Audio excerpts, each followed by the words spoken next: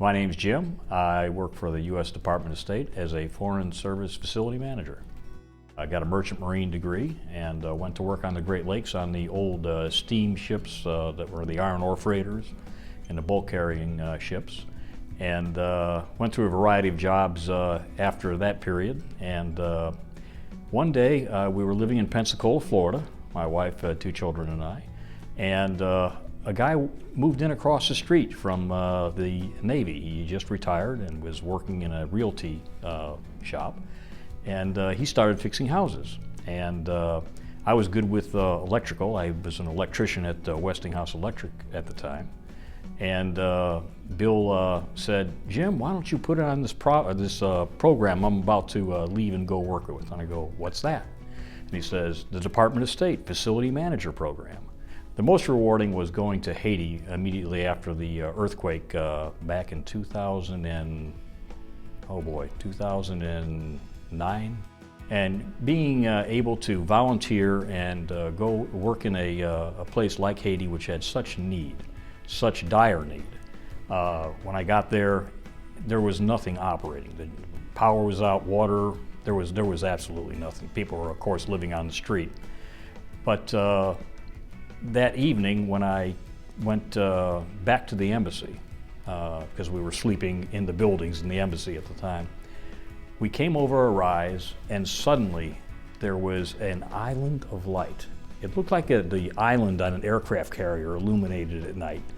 And it was out in the middle of blackness. And that only operating facility in the entire country of Haiti was the United States Embassy. And I was so proud of that. The whole thing of having children in the Foreign Service is a surreal experience in this day and age, because they are going to the best schools. They are getting an education which is unparalleled, even compared to some of our better U.S. magnet schools and these kind of things. It's just an opportunity which is unparalleled, and the children grow up differently. I don't think I can put in words, it's just that they're more worldly.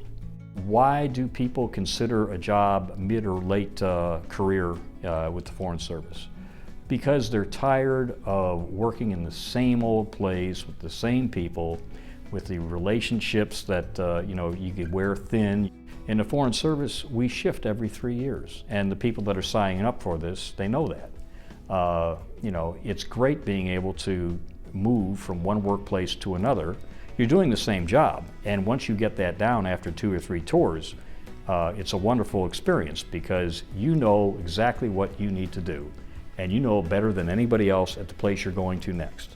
But you're new, and they're new, and it makes for a very, very nice working environment. Plus the foreign travel, seeing foreign places, being in a culture and living in it versus only being there for a few days or a week.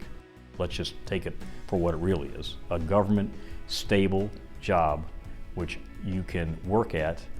It changes every 2 to 3 years. You get a whole new working experience.